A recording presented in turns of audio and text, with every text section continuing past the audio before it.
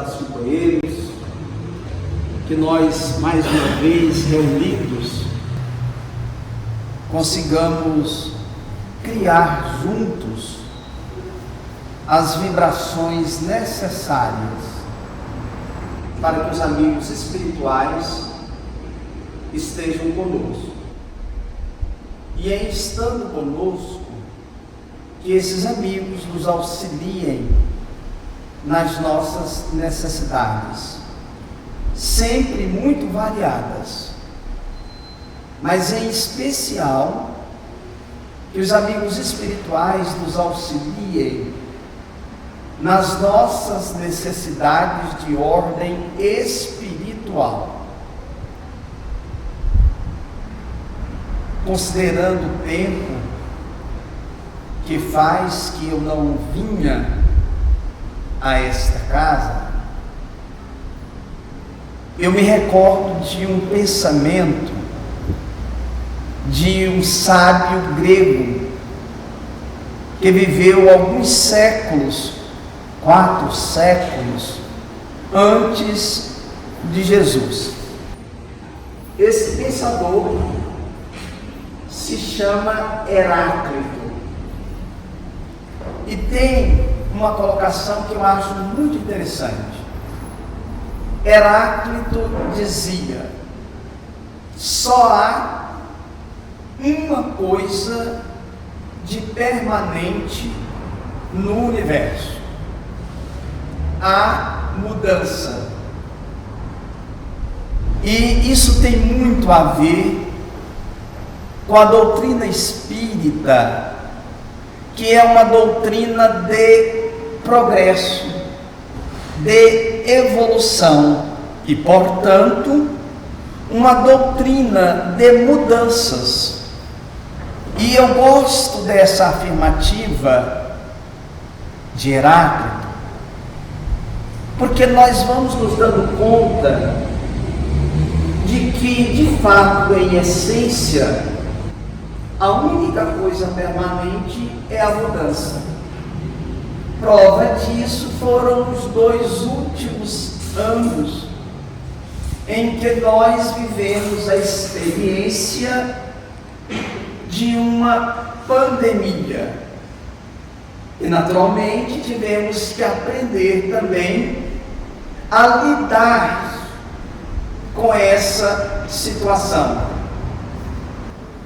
E o orador Divaldo Pereira Franco, ele costuma dizer que só nos acontece aquilo de que temos necessidade para evoluir, não o que merecemos, porque merecemos pouco, mas sim o que precisamos e temos necessidade para a nossa evolução.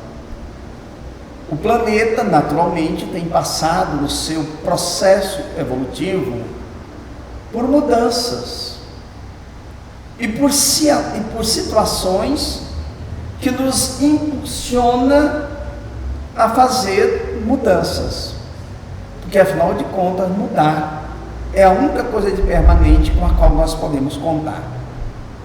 Sendo espíritos imortais, criados para alcançar uma meta e sendo criados o menor possível, nós vamos entendendo a imortalidade como o toque mais sutil da sabedoria divina, movimentando-nos em 2 dimensões: a material, transitória, efêmera, passageira, e transitando e nos movimentando também na realidade espiritual, que em última análise é a nossa realidade.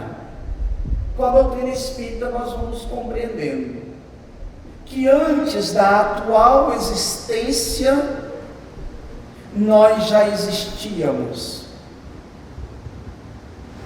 e faz muito tempo. nós não temos ainda capacidade de compreender quão longa tem sido e ainda continuará sendo a nossa caminhada rumo ao propósito divino da perfeição. Portanto, nas existências anteriores a esta, nós fizemos muita coisa boa, nós criamos muitos laços de afetividade, nós criamos vínculos de afeto, mas não foram apenas laços de afetividade, vínculos de afeto que nós criamos. Na nossa caminhada evolutiva também, inúmeras vezes nós transgredimos as leis divinas, e ao transgredi-las, nós registramos num processo de automatismo, numa memória RAM. A memória RAM em computação é aquele tipo de memória que se dá de maneira automática, por isso que se chama RAM, registro automático de memória. Ou seja, não é preciso uma ação para que algo fique registrado em computador. Tem determinados movimentos que nós realizamos em computador que nós não fazemos ideia, mas eles já estão registrados automaticamente, porque o computador tem uma memória chamada de RAM, e ela se manifesta por um automatismo do simples manuseio da máquina. Também, quando nós transgredimos as leis divinas, essas transgressões se registram automaticamente numa memória que nós vamos chamar consciencial. Todo ser espiritual traz em si um instrumento divino chamado consciência. E a consciência é exatamente essa memória RAM, é exatamente esse registro automático dela. De modo que, se eu faço algo alinhado com as leis divinas, a memória ou a consciência registra. Se eu faço algo transgressivo às leis divinas, a memória automática registra.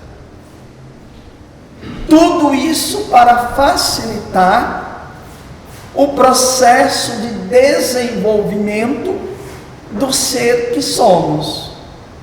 Porque na experiência divina, na realidade espiritual, nós que ainda não alcançamos o ponto de chegada da perfeição, inevitavelmente vamos ter que caminhar até alcançar esse ponto.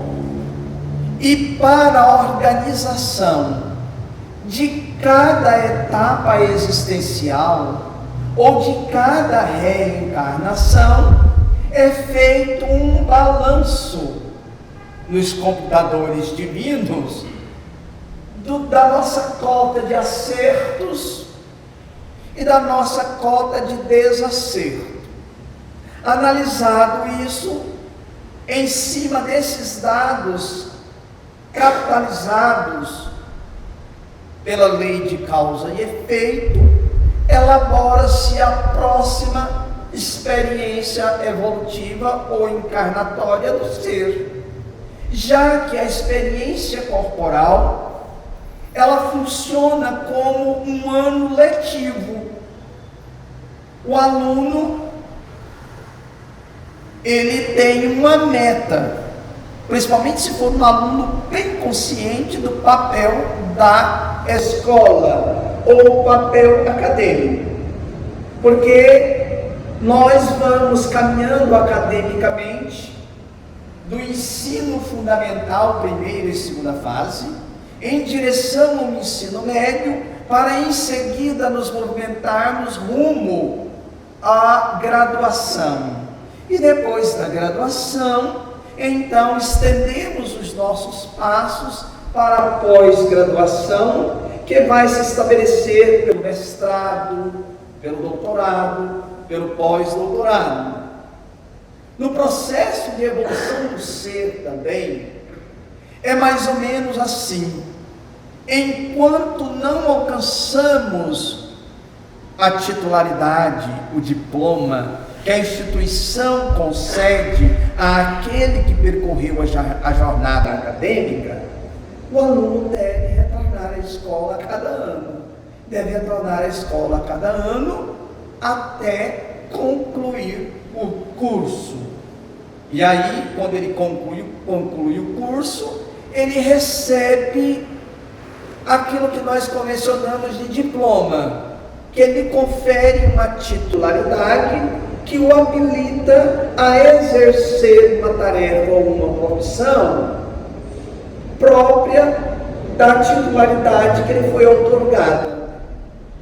O espírito há de ser condecorado, agraciado com um diploma, que é a perfeição.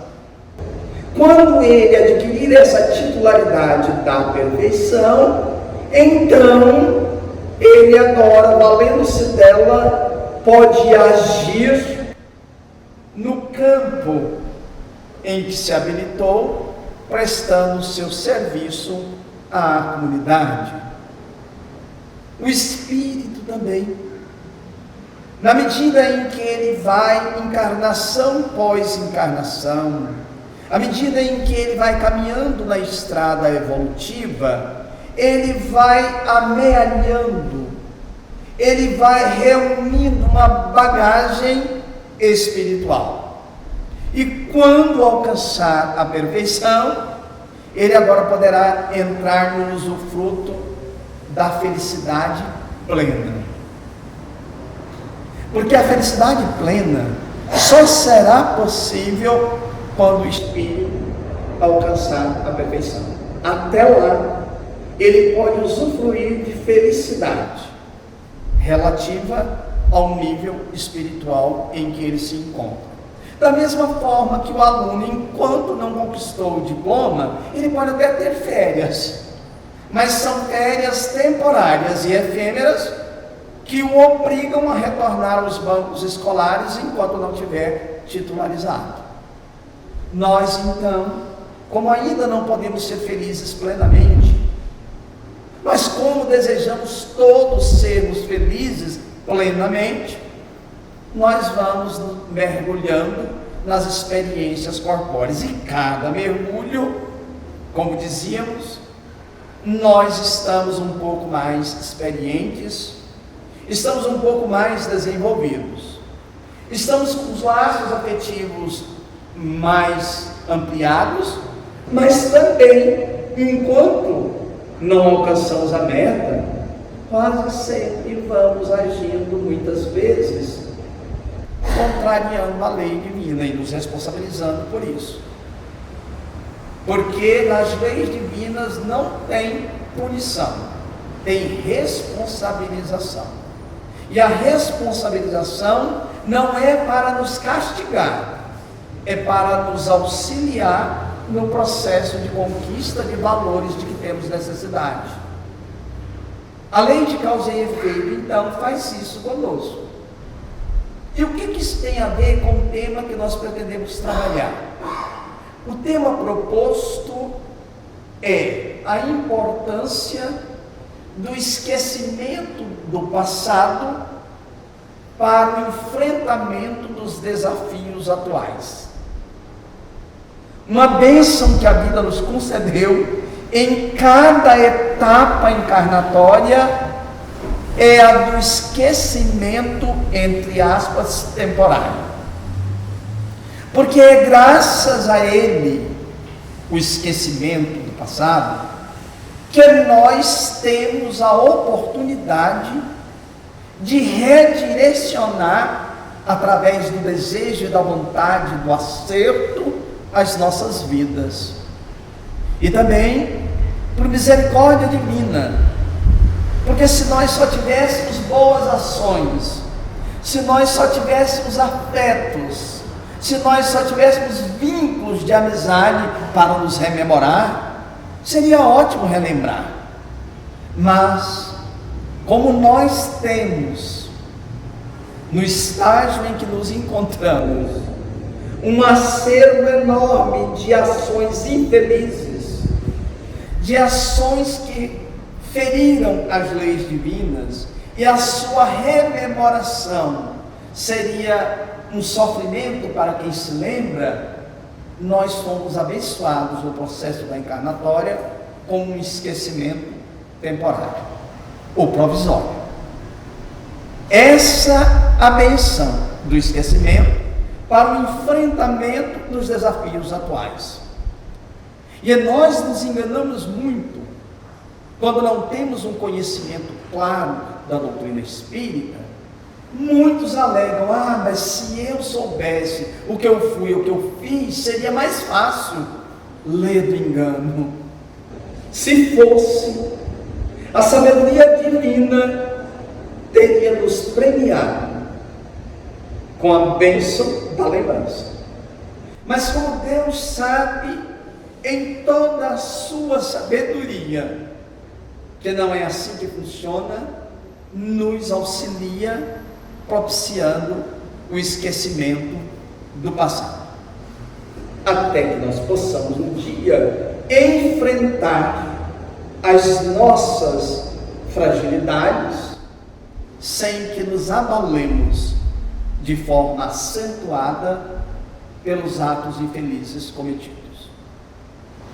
Eu peço licença aos senhores para poder trabalhar uma questão de O Livro dos Espíritos, que é a questão 392. Vou lê-la agora mesmo, ipsis literis, tal qual está lá na obra, para a gente ter uma ideia de como o codificador teve também sabedoria na elaboração desse código futuro de explicação das leis cósmicas, que é o Livro dos Espíritos e a obra da codificação como um todo. Também vamos ler um parágrafo que está colocado no capítulo 5 de O Evangelho segundo o Espiritismo.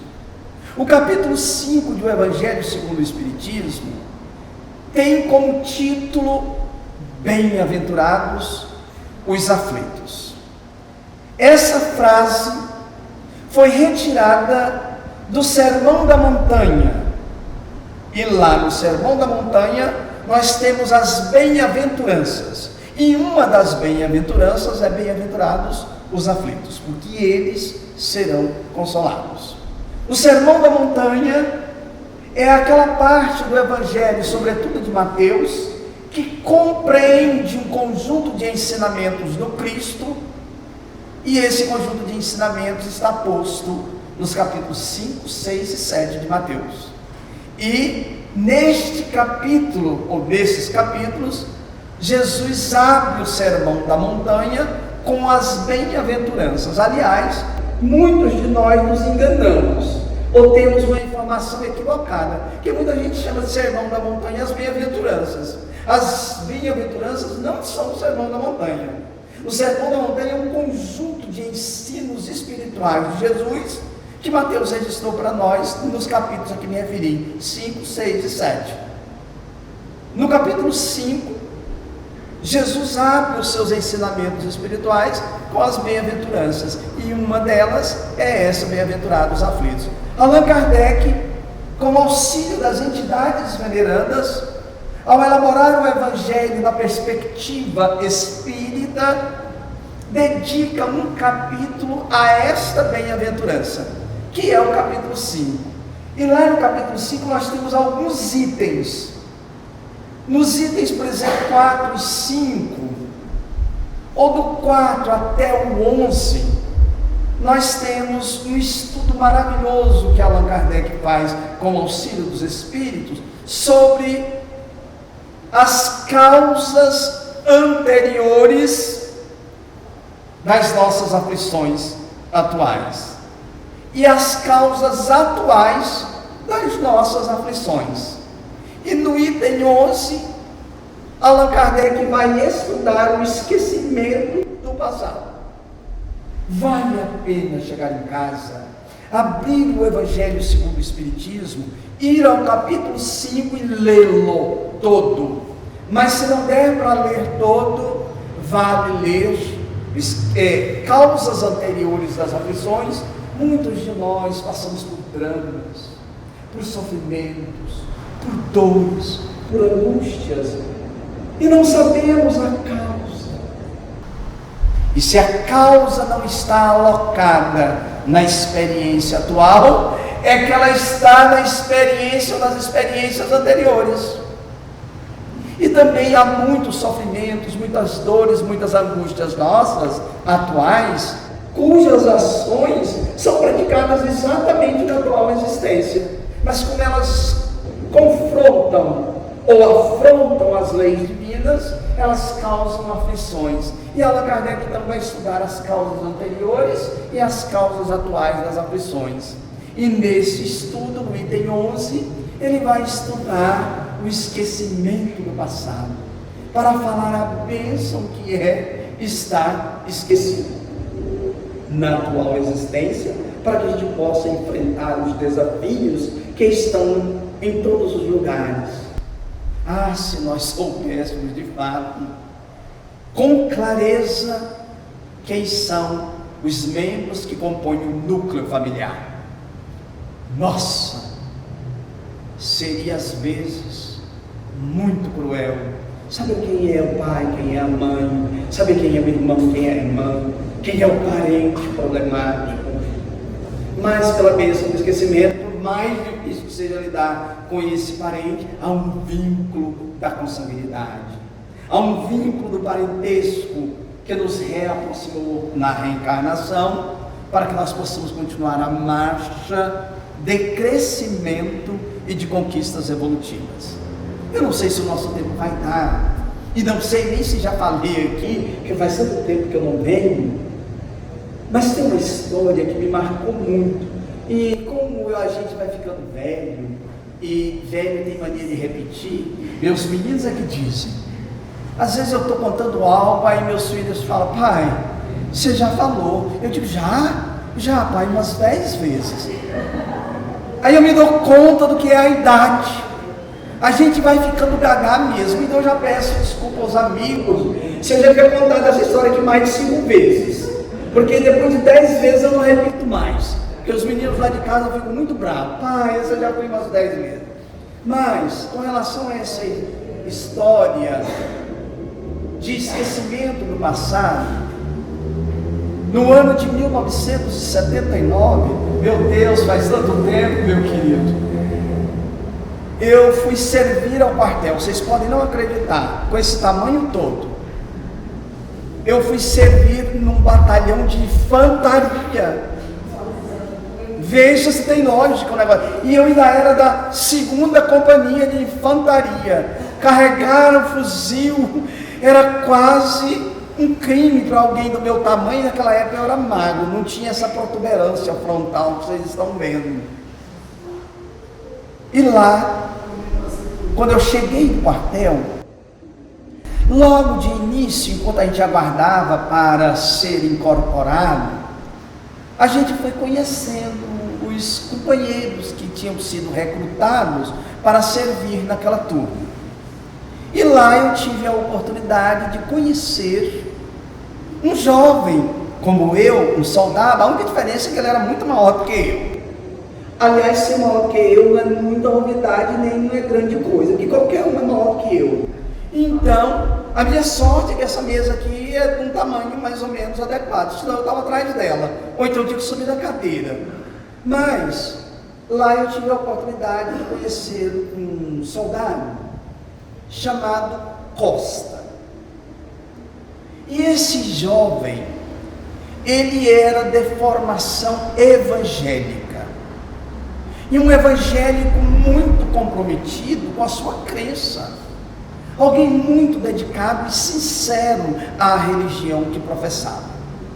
E eu estava naqueles dias me aproximando dos ensinos espíritas. E como quase sempre ocorre com as pessoas desajustadas, eu estava numa fase meio fanática, porque é lamentável o fanatismo, porque ele nos torna fundamentalistas. Mas eu encontrei lá esse rapaz e logo de início eu notei que havia uma afinidade, um carinho, tanto de mim para com ele, quanto dele para comigo. Ou seja, sabe aquela pessoa que você bate o olho e gosta dela? O pessoal costuma dizer, os santos bateram, então não. E ele, sendo evangélico, um dia me pergunta assim, logo no início, qual é a sua crença? E aí eu fiquei numa saia justa, porque eu estava conhecendo os ensinos espíritas, mas como sou de formação católica, fiquei ali e pensei, fala, até que eu disse, eu falei quase sem ele ouvir, eu sou espírita. Aí ele, o quê? Ele ficou até pálido, porque ele tinha gostado de mim como pessoa e descobriu que eu estava mexendo com essas coisas do diabo, entendeu? E sendo ele muito dedicado à religião, ele ficou preocupado comigo, porque ele tinha aprendido desde cedo que espiritismo era coisa do demônio. E sendo coisa do demônio, e ele tendo se simpatizado comigo, ele se via no dever e na obrigação de me tirar desse mau caminho. E aí, logo na nossa chegada, antes dele ter perguntado qual era a minha religião, conversando sobre vários assuntos, ele me conta uma história pessoal dele. Ele me conta que lá na cidade onde ele morava, havia um rapaz que pertencia a uma família e ele tinha um laço muito estreito de convivência e de amizade com esse rapaz, mas por um problema, ele me narrou o problema, de fato era um problema grave, houve uma cisão, uma separação das famílias, e elas que eram amigas se tornaram inimigas, e ele, apesar da dor, rompeu com esse amigo. Ele me contou isso logo nos primeiros dias. E aí, nosso tempo vai passando no quartel, nós vamos ficando mais íntimos. Volta e meia, ele me fazia uma pergunta: Inácio, você de fato acredita nesse negócio de reencarnação? E eu então olhava para ele e dizia: acredito, Costa. E ele virava para mim e falava: eu não acredito nessa besteira de jeito nenhum. E eu então, para provocá-lo, dizia: é um direito seu, eu acredito. E aí passava, volta e meia, ele preocupado comigo, querendo que eu me entregasse a Jesus, porque entregar a Jesus seria passar para a crença dele. Ele me perguntava assim: Inácio, você acredita realmente nesse negócio de reencarnação? Eu disse: acredito, Costa. Eu não acredito nisso não, isso é uma besteira. Eu digo: um direito seu, eu acredito. E não era por generosidade ou fraternidade que eu falava assim manso, não, era para picá-lo, porque os espíritos atrasados são assim, eles têm prazer em picar o outro, quando o outro não pensa como ele. Era o meu caso. Em determinado momento, o tempo foi passando, e um dia ele falou: Inácio, você tem muito assim para ser um servidor do Cristo. O servidor do Cristo era ser pastor. E seria tão bom se você servisse a Jesus. E aí eu, para provocar, perguntei: como é que eu faço para servir a Jesus? Ele falou: você aceita Jesus. E eu, para provocar, como é que eu aceito Jesus? Ele: não, Inácio, você podia se converter. Eu digo: como é que eu faço para me converter? Aí ele foi ficando encantado. Não, mãe, você podia ir para a nossa igreja, que você tem muito futuro lá. Aí eu falei, que bacana, mas assim, um tom meio irônico, porque quando a gente não é cristão, a gente tripudia em cima do outro. Até que já estávamos bem adiantados no quartel, uma noite um dia caiu para a gente tirar a guarda junto. No quartel tem o serviço de guarda, para quem não sabe como é que isso funciona. E na equipe de guardas, os soldados de serviço naquele dia são escalados. Aí um vai para vigiar uma parte, outro vai para vigiar outra parte, em cada 2 horas troca-se a guarda. Cada 2 horas são 24 horas de trabalho. E nós estávamos tirando guarda à noite, na turma das 2 da manhã até as 4, eu e ele ficamos responsáveis por uma área de guarda. E aí, às 2 da manhã, saímos, os dois. Ele grandão, eu esse nanico, os dois segurando a arma, fazendo a ronda que chama. Em determinado momento, lá na frente, quando íamos fazer uma curva, ele para e fala assim para mim, Inácio. Na verdade, ele não falava de Inácio, não, estou mentindo para os senhores, porque meu nome de guerra era De Paula. Aí ele, De Paula,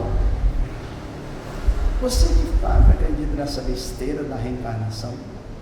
Eu disse, eu acredito, Costa. Ele falou, eu não acredito nisso, isso é uma besteira. E como eu estava assim incorporado, e pelo jeito era com um espírito bem atrasado, eu digo, hoje eu vou dar um coice nele. Pensei comigo, quando ele falou, eu não acredito nisso não, aí eu fui um pouco além, porque eu sempre falava, é um direito seu, eu acredito, e calava, mas nesse dia eu falei assim, eu acredito, mas por que você não acredita? Aí eu cutuquei a onça com varinha curta. Ele disse, olha Inácio, primeiro que se esse negócio de reencarnação fosse verdade, tem uma coisa aí com a qual eu não concordo, que eu acho extremamente ilógica. Por que que a gente não lembra do que fez ou do que foi antes? E aí, para tripudiar mais ainda em cima, porque eu não era, como ainda não sou um cristão, eu disse, sabe por que que a gente não se lembra? Por sabedoria e misericórdia de Deus. Aí ele vira para mim e fala assim, Inácio, não ponha Deus nisso, não use o santo nome de Deus em vão. Eu disse, não, mas é o que eu penso. Aí ele disse, não, eu não acredito nisso não, porque eu penso que o ideal seria que a gente se lembrasse. Nessa hora, eu me senti com uma força imensa, uma força de crueldade. Eu parei, olhei bem para ele e falei, Costa, pela primeira vez, eu acho que você me convenceu. Eu acho que Deus é muito burro. E ele já ficou, Inácio, não acredita a Deus. Eu estava pensando que você tem razão. Porque se a gente lembrasse, seria mesmo mais fácil consertar as coisas, muito mais fácil. E aí eu fui de uma maldade que os senhores não acreditam. Ele havia me confidencializado uma história pessoal, um drama pessoal, logo nos primeiros dias que nós chegamos no quartel. E aí, com toda a maldade que um bom cristão tem no coração, eu falei, Costa, você tem razão, acho que se a gente lembrasse seria muito mais fácil consertar as coisas. Sabe aquele caso que você me contou quando nós nos conhecemos?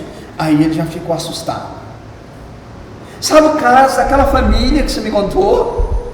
Sabe o caso daquele amigo que você me contou e que vocês agora estão separados com uma mágoa profunda? Ele ficou pálido.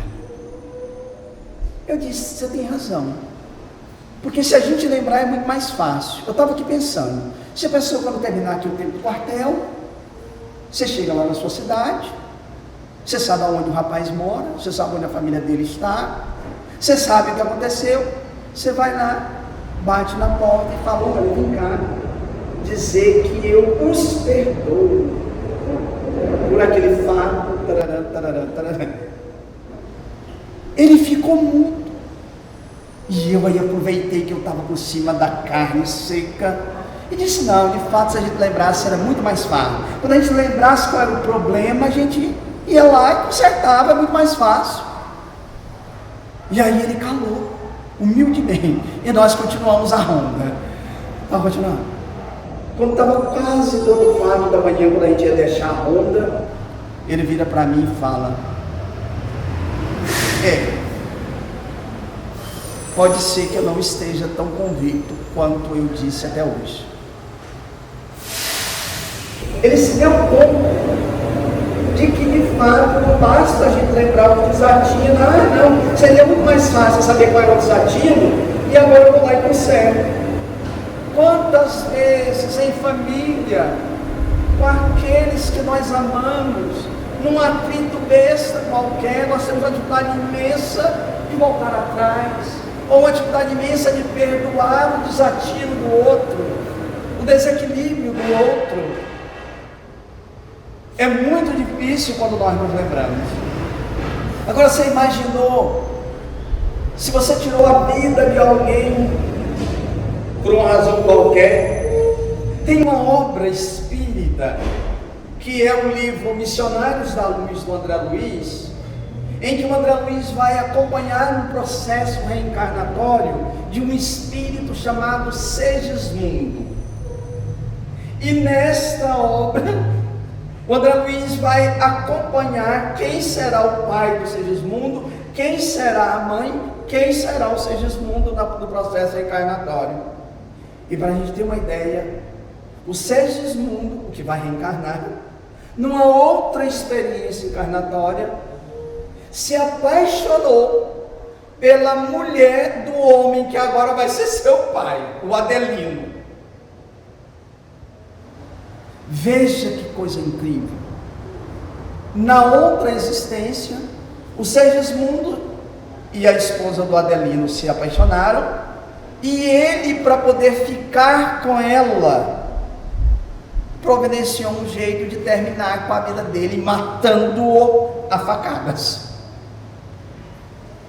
Quando eles chegaram de volta ao plano espiritual, descobriram quanto que transgrediram a lei de Deus, e depois de um bom tempo de trabalho no plano espiritual, elaboram uma nova existência para poder reajustar os laços, os vínculos e transformar os desafetos em afeto. Aí a Raquel e o Adelino programam um novo núcleo familiar, só que dessa vez receberiam como filho, que por sinal ia ser doente, ia ter um problema no coração, e o problema no coração era exatamente por causa do ato infeliz que ele fez, desferindo a facada no Adelino.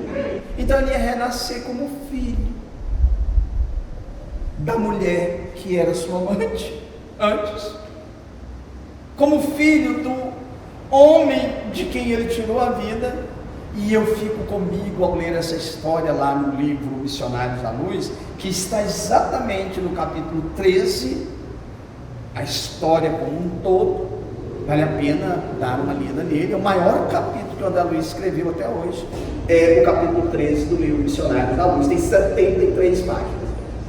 Então, eu fico imaginando como seria a relação desse núcleo familiar. Que dificuldade o pai teria com o filho, que dificuldade o filho teria com o pai, que dificuldade a mãe teria com o filho, por causa da experiência pretérita.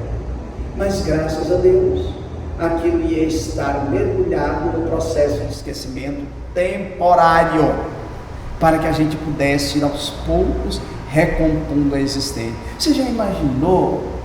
Se você olhasse para sua esposa e soubesse que ela, em outra existência, te traiu, ou se você olhasse para seu marido e soubesse que ele, e se você tivesse clareza, não, era mais fácil perdoar, aí me lembro do meu amigo Costa, será? Quantos de nós sabemos dos embrólios que nós temos com o vizinho, com o colega de trabalho, com alguém na sociedade, e como nós temos dificuldade de reajustar? Isso sem lembrar. Imaginem se lembrássemos. Por isso, amigos, a bênção do esquecimento. É uma sabedoria divina para que nós possamos enfrentar a existência atual, os desafios nos quais estamos mergulhados pelas mais variadas razões. O importante é que nós não nos esqueçamos de que somos espíritos, somos seres imortais, usando temporariamente um corpo, e como esse corpo tem vida breve, passageira, efêmera. Eu não quero assustar a nenhum dos senhores, mas com raríssimas exceções, eu posso dizer que a maioria dos que estamos aqui nos próximos 30 anos, não estaremos aqui mais. E isso dando um tempo grande. Eu, por exemplo, daqui a 30 anos, eu tenho certeza de que não vou estar aqui. Agora, o mais jovem, aquele rapaz ali, tem quase certeza, daqui a 30 anos, é quase certeza que ele não esteja aqui. Mas pode contar, não é que eu estou vaticinando nada contra os demais, tá? Eu espero que você fique aqui 500 anos, mas não vai ficar, sabe por quê? A encarnação é apenas um ano letivo, para a gente ir pouco a pouco adquirindo conhecimento das leis espirituais, para que nós possamos construir a nossa felicidade. Eu falei que ia ler duas coisas, então, como já piscaram para mim aí 4 vezes dizendo que meu tempo já acabou, eu vou ler o que falei que ia ler, tá bom? Então eu vou pegar aqui primeiro o Livro dos Espíritos.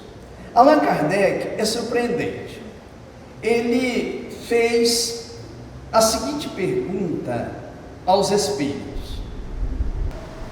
Ele perguntou assim, na questão 392 a que me referi. Olha a pergunta de Kardec: por que perde o espírito encarnado a lembrança do seu passado? Essa é a pergunta 392. E os espíritos responderam: não pode o homem, nem deve saber tudo no estágio em que nós estamos. É como se fosse assim, um menino de quinta série não vai poder saber tudo do curso de direito que ele deseja fazer, ele estando na quinta série. Ele pode poder saber um pouco, mas tudo ele não pode. Ele só vai poder saber tudo, ou pelo menos grande parte, quando ele tiver concluído o curso. Por enquanto ele está na quinta série. No estágio em que nós estamos, saber tudo, ao invés de nos ajudar, ia nos atrapalhar muito. Então, olha, por que perde o espírito encarnado a lembrança do seu passado? Não pode o homem, nem deve saber tudo. Deus assim o quer em sua sabedoria. Sem o véu que lhe oculta certas coisas, ficaria ofuscado como quem, sem transição, saísse do escuro para o claro. Esquecido de seu passado, ele é mais senhor de si. Olha, depois os espíritas poderam parar no Kardec. Esquecido de seu passado, ele é mais senhor de si. Aí Kardec, que não deixava por menos, fez a seguinte pergunta: como pode um homem ser responsável por atos e resgatar faltas de que não se lembra? Como pode aproveitar da experiência de vidas de que se esqueceu? Concebe-se que as tribulações da existência lhe servissem de lição, se ele recordasse do que as tenha podido ocasionar. Desde que, porém, disso não se recorda, cada existência é para ele como se fosse a primeira, e eis que então está sempre a recomeçar. Como conciliar isso com a justiça de Deus? Uai, parece que Kardec estava com a mesma dúvida do meu colega Costa, e parece que está com a mesma dúvida de todos nós. E aí os espíritos vão dar uma resposta maravilhosa para Kardec, falando desse processo evolutivo. E aí eles disseram: em cada nova existência, o homem dispõe de mais inteligência e melhor pode distinguir o bem do mal. Onde estaria o mérito se ele se lembrasse de todo o seu passado? Quando o espírito volta à vida anterior, diante dos olhos se lhe estende toda a sua vida pretérita. Ele vê as faltas que cometeu e que deram causa ao seu sofrimento, assim como de que modo as teria evitado. reconhece justa a situação em que se acha e busca então uma existência capaz de reparar a que vem de transcorrer.